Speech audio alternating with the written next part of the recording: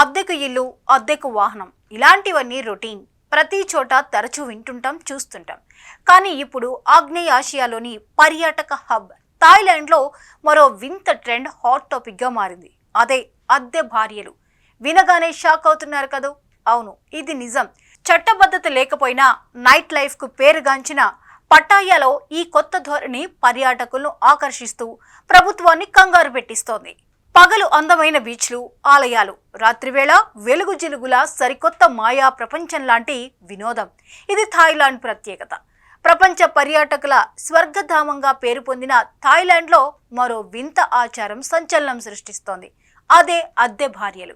విదేశీ పర్యాటకులతో ఒప్పందం కుదుర్చుకుని తమతో రోజులు, వారాలు, నెలలు గడుపుతూ కుటుంబ వాతావరణం కలిగించేలా వ్యవహరిస్తారు. అద్దెకు భార్యగా వెళ్లిన అమ్మాయి లేదా మహిళ తన భర్త కోరుకున్నట్లుగా వ్యవహరిస్తుంది. శారీరకంగా సంతృప్తి పరచడమే కాదు, ఇంటి పనులు, వంటలు చేసి పెడుతుంది. అంతేకాదు, అతనితో కలిసి బీచ్లకు, పార్కులకు, టూరిజం ప్రాంతాలకు కలిసి వెళ్లి ఎంజాయ్ చేస్తుంది. చూడడానికి నిజమైన భార్యలా అనిపించేలా వ్యవహరిస్తుంది. కానీ ఇది అంతా కేవలం డబ్బు ఆధారంగా కుదుర్చుకున్న ప్రైవేటు ఒప్పందం. అందం, వయస్సు, కాల వ్యవధి ఆధారంగా అద్దె రేట్లు నిర్ణయిస్తారు. నెలకు 1,00,000 నుంచి ₹1,00,00,000 వరకు డిమాండ్ చేస్తారు. ఈ విచిత్ర ధోరణి గురించి ప్రముఖ రచయిత లాబర్ట్ ఇమాన్యుయల్ తన పుస్తకం the rise of wife rental in modern సొసైటీలో బయటపెట్టారు. పేదరికం నుంచి బయటపడడానికి, మహిళలు తమ కుటుంబాలను పోషించుకోవడానికి ఈ మార్గాన్ని ఎంచుకుంటున్నారని వెల్లడించారు.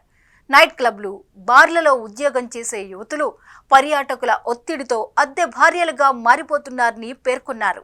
జపాన్, కొరియాలో గర్ల్ ఫ్రెండ్స్ ఫర్ హైర్ సర్వీసులు చాలా కాలం నుండి అందుబాటులో ఉన్నాయి.